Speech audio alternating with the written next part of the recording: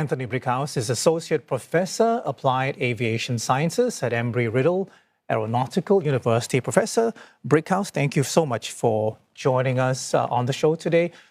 We understand that one of the black boxes has been recovered. Investigations we know will also take months, possibly as long as 2 years. But based on what's known right now, is it possible to narrow down, what investigators will focus on? We're hearing a lot about how congested the airspace is over Reagan National. We're hearing about control towers staffing not being sufficient.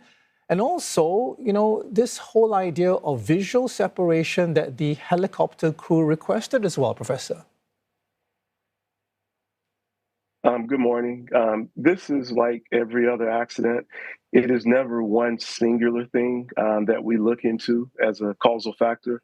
It's always multiple things. And the issues and the things that you just laid out will all be investigated by the National Transportation Safety Board, the Federal Aviation Administration, as well as the United States Army, because the military helicopter was involved. Not sure which flight recorder was recovered, but either the cockpit voice recorder or the flight data recorder, either one will be super helpful in recreating the events that led to this unfortunate accident.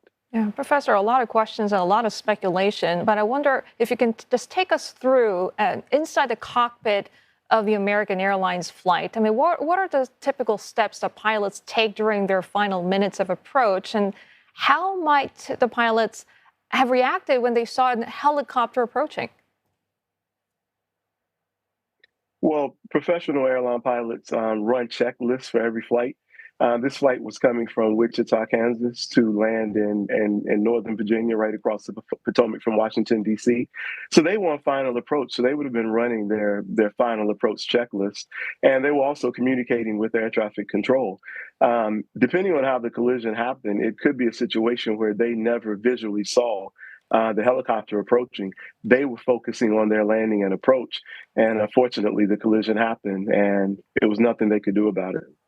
Professor, there are questions about the TCAS system as well, which we understand is designed to help aircraft avoid mid-air collisions. Now, apparently TCAS not so effective at low altitudes. Now, would this limitation have applied to Flight 5342 as it was coming in to land?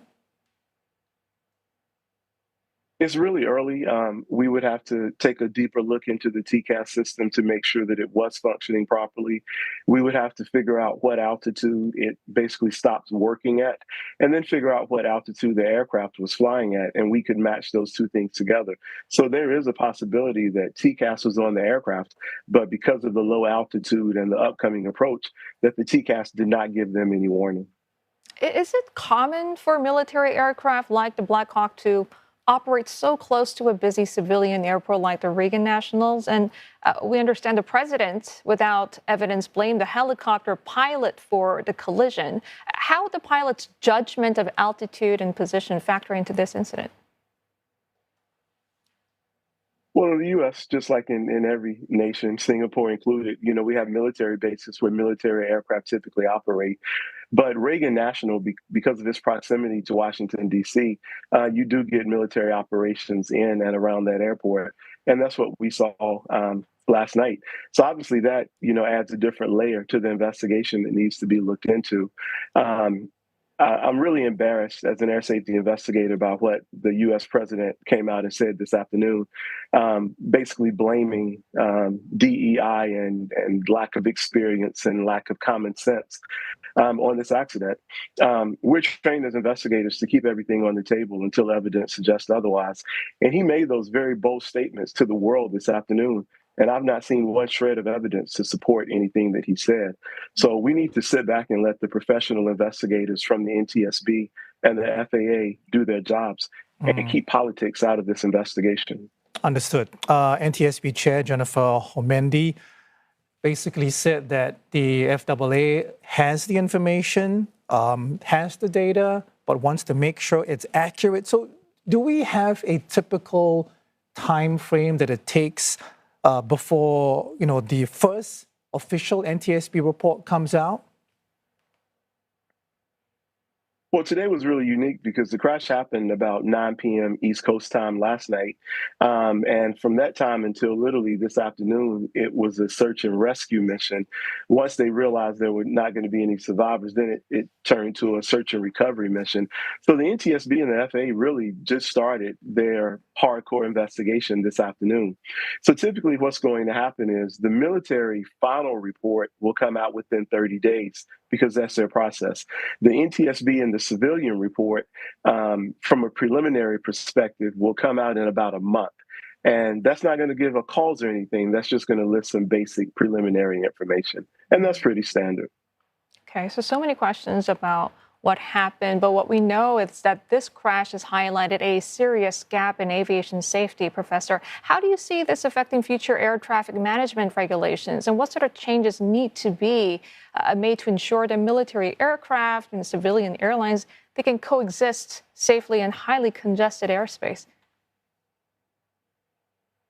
When I first found out about this accident last night, I was obviously saddened by the news, but I was not surprised. If you go back and look to the past 2 to 3 years in the US, we have had several close calls in the airport environment.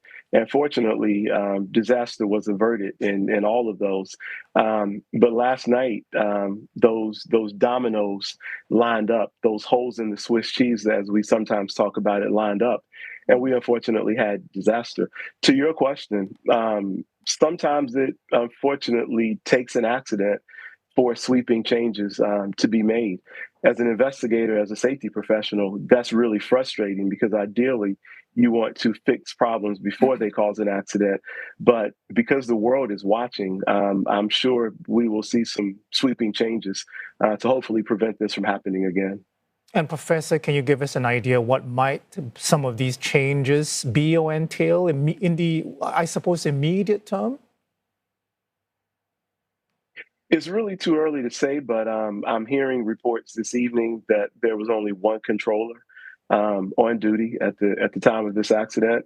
Um, I know that staffing our air traffic control system has been pretty challenged over the past few years for various reasons, and hopefully this accident will put a spotlight on that problem. And with the new administration, we'll hire more air traffic controllers, get them trained up, and have them in control towers and in the ATC system across the country. All right, Professor, appreciate your time and appreciate the clarity as well. Anthony Brickhouse is Associate Professor of Applied Aviation Sciences at the Embry-Riddle Aeronautical University. Of course, we have more coverage on the U.S. mid-air collision on our website, cna.asia. You can also follow the latest on our mobile app.